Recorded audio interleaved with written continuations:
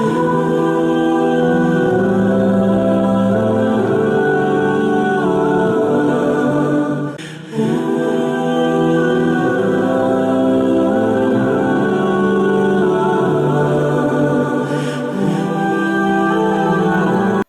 පුරා සෑම රටකම පාහේ අද අවශ්‍ය වී ඇත්තේ සමගියයි. මන්දයත් අද බොහෝ රටවල්වල ඇසෙන්නේ වෙඩිහඬය. එහෙත් එම වෙඩිහඬින් සිදු වූ සෙතක් නැත. කලක් අප රටද ජාතික සමගිය ගැන බොහෝ බලාපොරොත්තු තබමින් සිටි රටකි.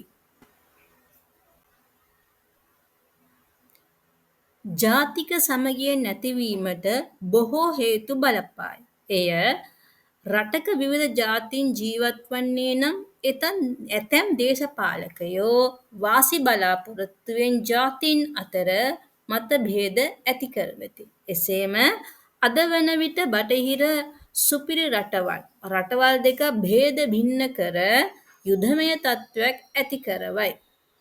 වර්තමානයේ බොහෝ රටවල් වලට ජාතික සමගියක අවශ්‍යතාව බොහෝ සෙයින් දැනී ඇත. අප රටේ යුධමය තත්ත්වයක් නැති වුවද කලින් කලට විවිධ ප්‍රශ්න මතුවෙමින් පවතී. ඉරාකය, සිරියාව, පලස්තීනය වැනි අරාබිකරයේ රටවල්ද සෝමාලියාව, නයිජීරියාව, පාකිස්තානය, ඉන්දියාව යනාදී රටවල් වල ජනයා සාමය බලාපොරොත්තුවෙන් සිටිති. රටක ජාතික සමගිය නැතිනම් ඒ රටේ අනාගතයට බොහෝ සෙයින් බලපායි. යුද්ධයක් තිබෙන රටක සංවර්ධනයක් බලාපොරොත්තු විය නොහැක. එසේම රටේ සෞඛ්‍යයට, අධ්‍යාපනයට එය ප්‍රබල බලපෑමක් ඇති කරයි. තවද ළමා හා තරුණ පරපුර මානසිකව වැටෙන අතර එය ඔවුන්ගේ ජීවිත උඩු යටිකුරු කරයි.